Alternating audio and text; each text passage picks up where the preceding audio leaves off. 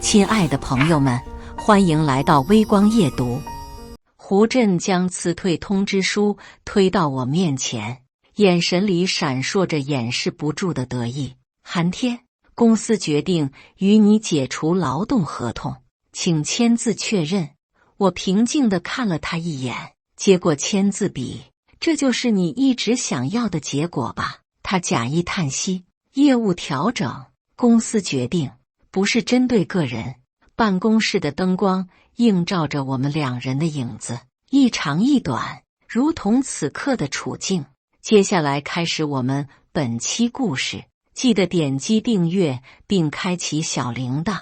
互联网公司的开放式办公区永远是最能体现职场生态的地方。我，韩天，某知名互联网公司产品部的普通产品经理，已经在这家公司默默工作了2年0.3个月。每天早上8点半，我都会准时出现在公司前台刷卡机前，习惯性地跟前台小姑娘李文打个招呼，然后端着自己的保温杯走向工位。我的工位在产品部的角落，不起眼，但视野极好，能观察到整个办公区的动态。我并不是那种特别活跃的人，产品能力不错，但从不主动表现，只是踏实地完成每一个交给我的项目。公司的氛围在过去半年明显变得不同。自从总经理刘志豪上任后，一系列的变革接踵而来，降本增效成了每周例会上最常听到的词。大家都感受到了一股无形的压力。我的直属上司是市场部总监胡震，40岁出头，西装革履，每次开会必定是最后一个出现的人。表面上，我与胡震的关系还算和谐，他交代的任务我从不推辞，他的要求我总是第一时间响应。但我能感觉到，在那副职场精英的面具下，胡震对我始终存在着一丝警惕。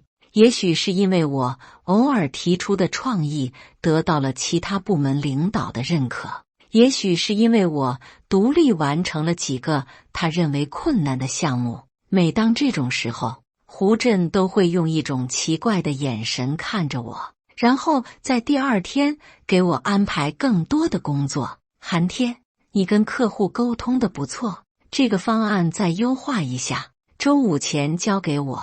这是他惯用的手法，表扬和施压同时进行。我总是点头，好的，胡总，我会尽快完成。夜晚的办公室常常只剩下我和清洁阿姨的身影，她拖着地，我盯着屏幕，偶尔会交换一个会心的微笑。小韩啊，又加班呢？阿姨，再坚持一会儿就完成了。每当这时，我都会想起大学室友对我说过的话，你太老实了，这个社会不太适合你这种人。但我始终相信，认真做事的人终有回报的一天。变故发生在一个普通的周三，那天是月度产品规划会，各部门负责人齐聚会议室，讨论下季度的产品方向。我提前准备了一份详细的用户调研报告，针对公司主打产品提出了3个改进方向。根据过去3个月的用户反馈数据，我们的核心功能在易用性上存在明显短板。这里我提出3点优化方案。我的发言刚进行到一半，胡震就打断了我。韩天，你的想法太过理想化，不符合公司当前的战略重点。会议室里一片安静，所有人的目光都集中在我们之间。我深吸一口气，保持着专业的微笑。胡总，这些建议是基于实际数据分析得出的，如果您有不同意见，我们可以一起讨论。胡震摆了摆手，示意我坐下。下个议题，林小雨，请介绍一下你负责的项目进展。我默默地回到座位，感受到几位同事投来的同情目光。会议结束后的第3天，公司内部邮件公告了一项新的产品优化计划，核心内容与我提出的方案几乎一模一样，但署名的负责人变成了胡震。那天下午，林小雨找了个借口叫我去吸烟区，尽管我不抽烟。韩天，你知道胡震做过什么吗？他低声说，眼神警惕地扫视四周。我摇摇头，示意他继续说，去年王部门的陈经理比你还优秀，最后也是被胡震挤走的，据说是因为威胁到了他的位置。林小雨的话让我感到一阵寒意，他能量很大，他是刘总的表弟，懂吗？林小雨意味深长地说，那天晚上我打开邮箱，发现过去一周的几封重要项目邮件，我都被从抄送列表中移除了。回想起来，这是危机的第一个明显信号，但当时的我仅仅把它当作了职场政治中的小插曲，做好自己的事就行，不必太在意这些。我对自己说。那一晚，我加班到11点，路过胡震办公室时，发现里面的灯还亮着，隐约能听到他在打电话，语气异常兴奋。对，就按计划进行，下周开始第一批人员优化。我没有多听，悄悄离开，但这句话如同一颗定时炸弹，埋在了我的心里。公司的变化开始加速，先是人力资源部发了一封全员邮件，题目是关于开展绩效优化工作的通知。邮件措辞严肃，提到为提升组织效能，公司将对各部门进行人员结构优化。韩天，听说这轮裁员要裁15%，你怎么看？午餐时，技术部的张工问我，我搅动着碗里的面条，做好自己的事，问心无愧就好。张工摇摇头，太天真了，这种事从来不是看能力的，主要看关系和价值认同。那天下午，胡震把我叫到了他的办公室。韩天，公司新上线的社交产品需要一个完整的运营方案，后天交给我，你能搞定吧？胡震的声音听起来格外和善，我略显惊讶，这个项目之前一直由他亲自负责，突然交给我，让我感到莫名其妙。没问题，胡总，我会尽快完成。很好，我期待你的表现。胡震笑着说，但那笑容并未达到眼底。接下来的48小时，我几乎没有合眼，查阅了大量资料，整理了市场数据，设计了详细的运营策略，最终完成了一份近50页的完整方案。周四早上，我把打印好的方案交到了胡震的办公桌上。方案我已经看过了，有几个小问题需要修改，下午给你反馈。胡震连看都没看一眼。下午3点，我收到了一封来自胡震的邮件，抄送了总经理刘志豪，标题是社交产品运营方案。我点开附件，是我的方案，但文件第1页的撰写人已经改成了市场部胡震。我盯着屏幕，感到一阵眩晕，随即是一股无名火从心底升起。办公室的气氛越来越紧张，每天都有人被叫去会议室谈话，然后默默地收拾东西离开。同事们开始互相提防，午餐时间的交谈变得小心翼翼，大家都在猜测下一个离开的会是谁。听说财务部的小王被裁了，入职才8个月，研发那边好像也有几个，都是绩效末位的。闲言碎语中，我始终保持着表面的平静，依旧按时完成工作，但内心的不安却在不断扩大。那天晚上，我偶然在电梯里遇到了公司的创始人江总，他是个50多岁的老实人，虽然已经不再负责日常运营，但仍保留董事长的头衔。小韩啊，最近工作还顺利吗？江总和蔼地问道。我笑了笑，挺好的，江总，就是有点忙。江总意味深长地拍了拍我的肩膀。年轻人，有时候看清楚很重要，加油！电梯门开了，江总先走了出去，留下我一人站在原地，思索着他话中的含义。周四下午4点17分，我的手机收到了一条来自胡震的信息：寒天，来我办公室一趟。我的心猛地一沉，直觉告诉我，风暴即将来临。胡震的办公室门半掩着，我敲了敲门，推门而入。办公室里除了胡震，还有人力资源部的王主管，两人的表情都异常严肃。坐吧，寒天。胡震指了指对面的椅子，我默默地坐下，感到一股寒意从脚底升起。公司最近在进行组织架构调整，经过慎重考虑，决定与你解除劳动合同。胡震的语气冷漠，仿佛在宣读一份无关紧要的文件。尽管有所预感，但当这句话真正落到耳中时，我还是感到一阵心痛。王主管接过话题，按照劳动法规定，公司会支付你1个半月的补偿金。你今天需要完成工作交接，明天不用再来了。我看向胡震，他的眼神闪烁，不敢与我直视。可以告诉我原因吗？我尽量保持声音的平稳。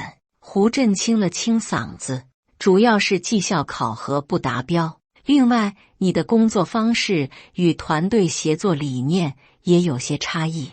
这是一个标准的官方回答，毫无实质内容。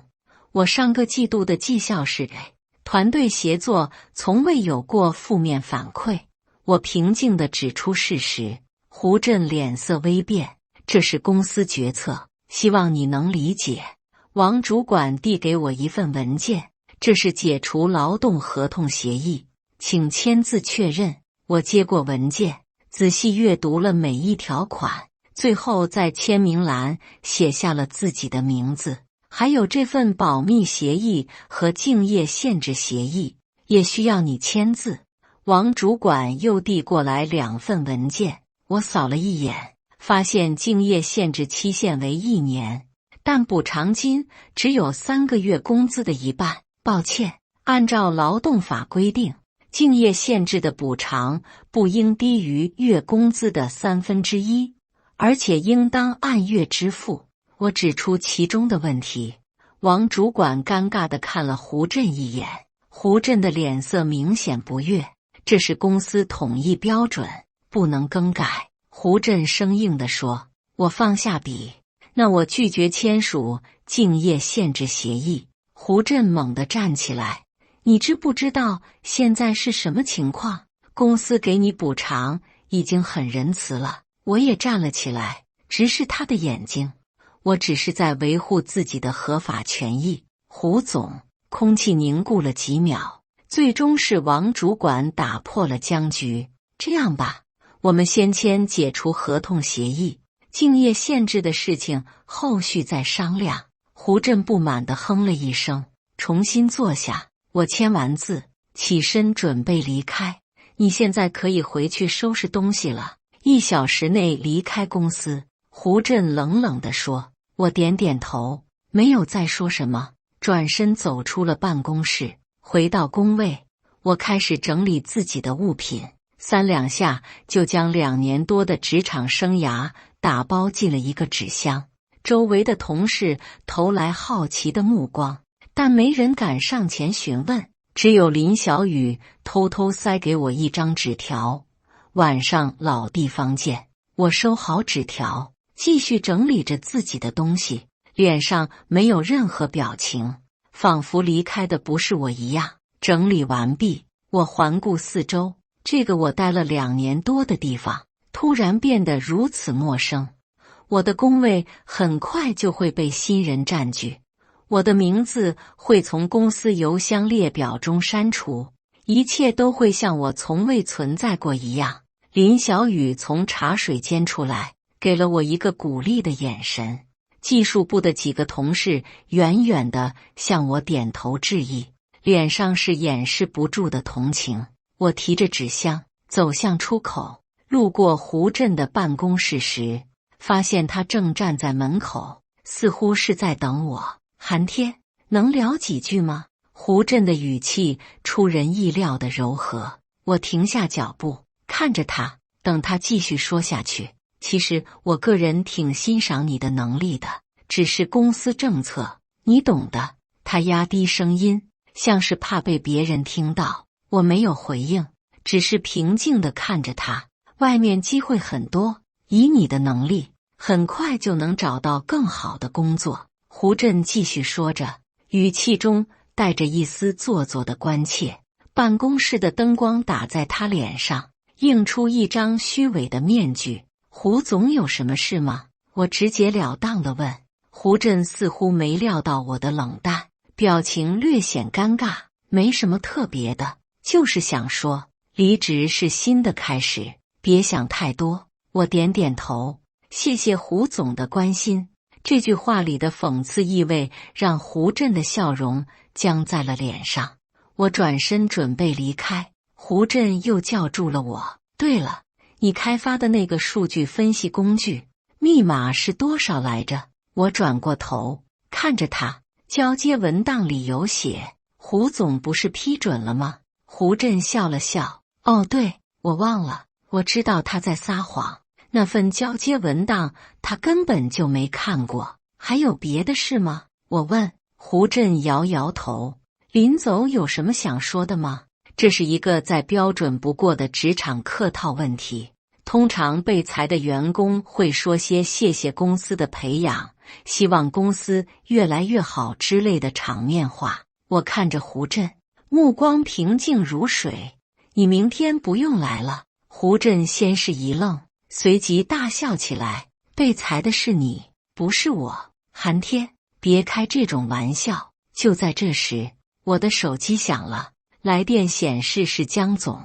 我接通电话，打开免提，江总，你好。江总的声音从电话那头传来，清晰地回荡在走廊上。听到江总说的话，胡震的笑容凝固了，脸色开始变得苍白。寒天，资料我都收到了，非常详尽，你做得很好。还有什么需要补充的吗？我问江总。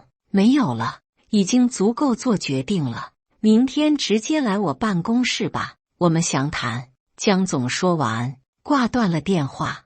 走廊上一片寂静，胡震的脸色由白转青，眼中闪过一丝恐惧。你做了什么？胡震的声音颤抖着。我微微一笑，没什么，只是把一些事实报告给了该知道的人。胡震猛地上前一步，伸手就要去抢我的手机，给我看看你发了什么。我侧身避开，同时按下了手机上的录音按钮。胡总，这是在干什么？胡震的举动引来了周围同事的注意，几个人停下工作，朝我们这边张望。胡震意识到自己失态，强压住怒气。你最好想清楚自己在做什么。寒天，我将手机放回口袋。我一直都很清楚，胡总，现在我要走了，祝你好运。我提起纸箱，转身离开，身后是胡震阴沉的目光和办公室里此起彼伏的窃窃私语。走出公司大门，夕阳的余晖洒在我身上，有种奇异的解脱感。我深吸一口气，拦下一辆出租车，报上了家的地址。车子缓缓驶离公司大楼。我没有回头，但我知道一场风暴即将在我身后爆发。晚上7点，老地方是公司附近的一家小酒馆。我和林小雨偶尔会来这里小酌一杯。林小雨已经在那里等我了，见我进来，立刻招手示意。到底发生了什么？林小雨迫不及待地问。整个办公室都炸开锅了。胡震气急败坏地冲进刘总办公室，然后就再也没出来。我给自己倒了杯啤酒，慢慢喝了一口。我只是做了我该做的事，别卖关子了。你跟江总什么关系？林小雨追问道。我放下酒杯，正准备回答，手机又响了，还是江总的电话。抱歉，我接个电话。我对林小雨说，然后走到酒馆外接通了电话。韩天，明天不用等到上班时间了，8点直接来公司，有些事情需要立刻处理。江总的声音听起来很急切。好的，江总，我知道了。挂断电话，我回到座位上。林小雨期待地看着我，告诉我实话，你到底是谁？他压低声音问。我笑了笑，就是你认识的那个韩天，一个普通的产品经理。林小雨明显不信，普通产品经理能让胡震差点当场崩溃。我喝完杯中的啤酒，明天你就知道了，相信我，这是一个好的改变。林小雨摇摇头，你知道我最恨的就是吊人胃口。我看着他着急的样子，终于忍不住笑出声来。好吧，告诉你一个小秘密，胡震的好日子到头了。就在这时，我的手机疯狂震动起来，是一连串的微信消息，全部来自公司的同事群。我点开一看，群里已经炸开了锅。天啊，听说胡震被停职了，刚刚保安把他请出了公司，当着所有人的面，好像是挪用公款，还有数据造假。韩天是不是知道些什么？今天胡震对他的态度很怪。林小雨也看到了这些消息，震惊地看着我。你真的做了什么？我将手机收起，平静地说，我只是收集了一些证据，关于胡震这几年的所作所为。什么证据？林小雨迫不及待地问。我深吸一口气，决定告诉他实情。胡震利用职务之便，挪用项目资金近100万，还篡改过多次销售数据，把自己的功劳放大，把失误推给下属。林小雨的眼睛瞪得大大的。你是怎么知道的？我曾经在财务部工作过，会计出身，数据分析是我的强项。我轻描淡写地说。那你为什么不早点揭发他？林小雨不解地问。我摇摇头，证据需要时间收集，而且我需要一个合适的时机。什么时机？当他彻底暴露自己的真面目，试图毁掉一个无辜的人的时候。我的声音平静，但眼神坚定。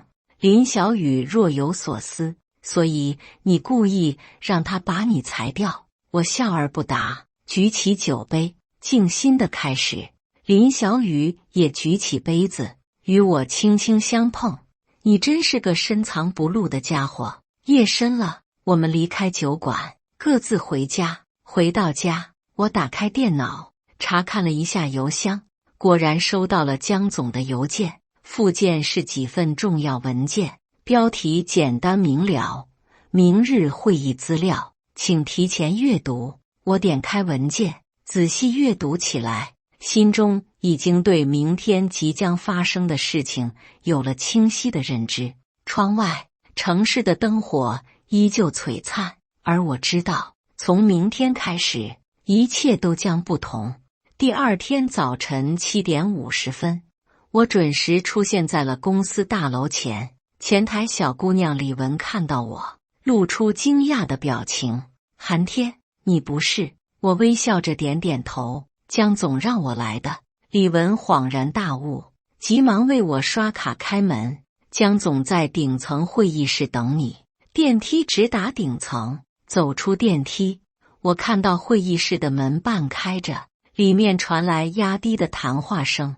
我敲了敲门，推门而入。会议室里坐着公司的核心管理层，江总、刘志豪总经理、财务总监、人力资源总监，还有几位我不太熟悉的董事会成员。来了，坐吧。江总指了指他旁边的空位。我点点头，安静地坐下，感受到所有人的目光都聚焦在我身上。刘志豪的脸色不太好看，显然昨晚的事情对他造成了不小的冲击。韩天，把你掌握的情况再跟大家说一下。江总开门见山。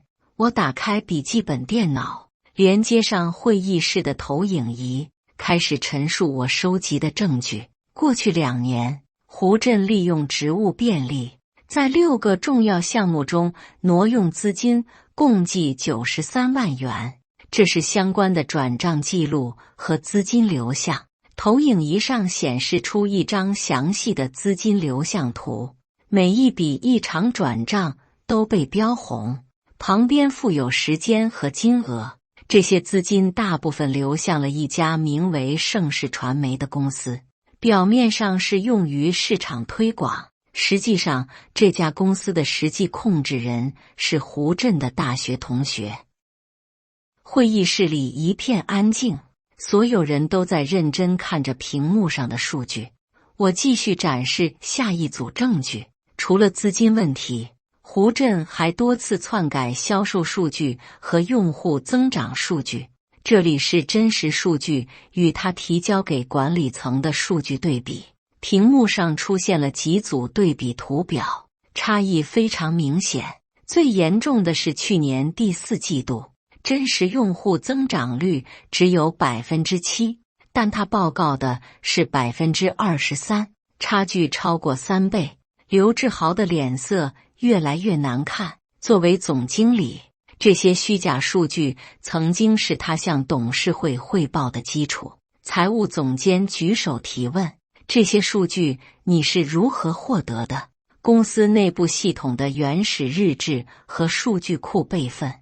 我通过正规渠道申请的查阅权限。我平静地回答：为什么你会去查这些？刘志豪忍不住问道，语气中带着一丝责备，仿佛我做了什么不该做的事情。江总这时开口了：因为这是我安排的。会议室里一片哗然，所有人都惊讶地看向江总。江总环顾四周，声音沉稳：半年前，我收到了几封匿名邮件，举报公司内部存在严重的财务问题和数据造假。作为创始人和董事长，我不能坐视不管。为什么不直接调查？人力资源总监问道。江总叹了口气：如果造假行为涉及到高层，直接调查很可能会打草惊蛇，所以我需要一个能力强、不引人注意的内部人员帮我收集证据。所有人的目光又回到了我身上。韩天并非普通员工，他是我多年前的学生，曾在4大会计师事务所工作过，有丰富的财务审计经验。江总解释道。刘志豪的表情更加难看了。你应该提前告诉我的，江总。江总平静地看着刘志豪。如果提前告诉你，你会怎么做？志豪。刘志豪语塞，说不出话来。胡振是你的表弟，你会毫不犹豫地调查他吗？江总的问题直指核心。会议室里的气氛一下子变得凝重起来。我清了清嗓子，继续展示证据。除了财务问题，胡振还存在滥用职权、排挤优秀员工的行为。过去1年，有7名表现优秀的员工被他以各种理由调离核心岗位或被迫离职。屏幕上显示出这些员工的绩效数据和离职原因。其中最典型的是去年的产品部门负责人陈启明，连续3个季度绩效一佳，但因为质疑胡振的决策，被调到了边缘项目，最终选择离职。人力资源总监翻看着手中的资料，眉头紧锁。这些我们怎么没有发现？因为每一个离职理由看起来都很合理。胡振很擅长包装这些事情，我回答道。江总站了起来，环顾会议室。各位，今天叫大家来，不仅是为了解决胡振一个人的问题，更是为了反思我们的管理体系存在的漏洞。刘志豪低着头，没有说话。韩天，你认为我们应该如何改进？江总问我。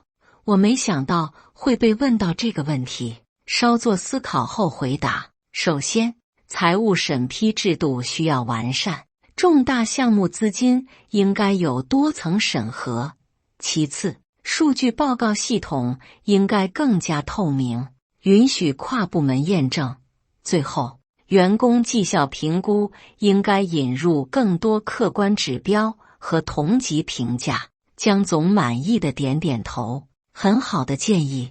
从今天开始，我们将启动全面的内部管理改革。他转向刘志豪：志豪，关于胡振的处理意见，你有什么看法？刘志豪抬起头，脸色复杂。如果证据确凿，应该移交司法机关处理。江总点点头。公司已经报警，警方会在今天来取证。随后，江总宣布了一系列人事变动，包括暂停刘志豪的部分职权，由董事会直接监督公司运营，直到内部审计完成。会议结束后，江总单独留下了我。做得不错，韩天，比我预期的还要好。江总拍了拍我的肩膀，谢谢您的信任。江总，接下来有什么打算？江总问道。我犹豫了一下，其实我已经收到了另一家公司的 offer。江总笑了笑，我猜到了。不过在你离开前，我有个新任务给你。什么任务？帮我重建公司的财务监控和数据审核系统，做完这个项目再走，怎么样？我思考了片刻，点点头，我很乐意。江总，很好，从今天开始，你就是特别项目负责人，直接向董事会汇报。江总站起身，伸出手，我握住他的手，感受到一种新的责任和信任。走出会议室，公司里的气氛明显不同了。员工们小声交谈着，眼神中充满好奇和惊讶。看到我从顶层会议室出来，更是引发了一阵窃窃私语。林小雨在茶水间拦住了我。天啊，你居然是江总的卧底！我笑着摇摇头，不是卧底，只是帮忙做了一些调查。那胡振真的被抓走了？林小雨兴奋地问。警方正在调查，结果会由司法系统决定。我谨慎地回答。林小雨一脸崇拜，你简直太酷了，早知道我就多巴结你一点。我笑着摇摇头，我还是那个韩天，什么都没变，但我知道一切都已经不同了。接下来的一周，公司里的变化如同龙卷风一般迅猛。胡振被警方带走调查，涉嫌职务侵占和虚报注册资本，案件进入司法程序。刘志豪被董事会暂停了总经理职务，由江总临时接管公司运营。我作为特别项目负责人，开始着手重建公司的财务监控系统和数据审核流程。原本安静的办公室变得活跃起来，员工们不再畏首畏尾，开始大胆地提出自己的想法和建议。韩总，这是我们技术部对新系统的设计方案，请您过目。技术部主管张工将一份文件递给我，脸上带着尊敬的表情。我接过文件，微微一笑，别叫我韩总，还是叫我韩天吧，我们是平级。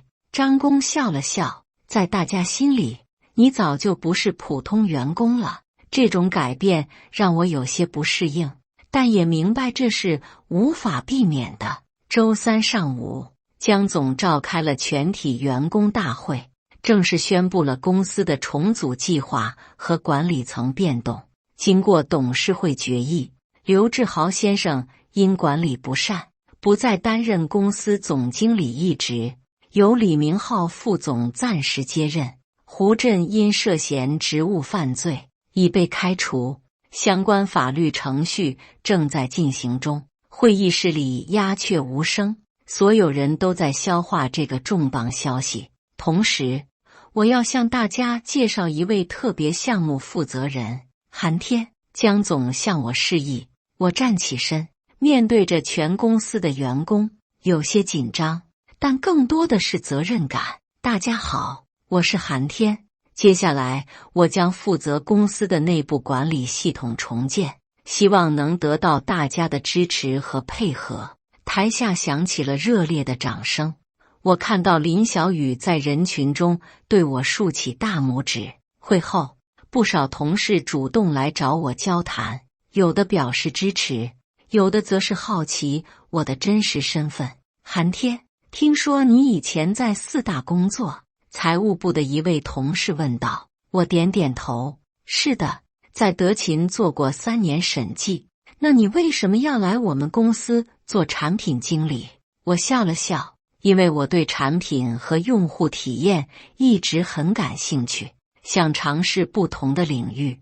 这只是部分真相，完整的故事要复杂得多。晚上，江总请我吃饭，地点是公司附近的一家私人会所。寒天，你应该告诉我真相了。江总在酒过3巡后突然说道。我放下酒杯，什么真相？江总笑了笑，别装了，你根本不是我安排的，你到底是谁派来的？我沉默了片刻，最终决定坦白，我是风险投资公司鹰隼资本派来的，负责评估贵公司的投资价值和风险。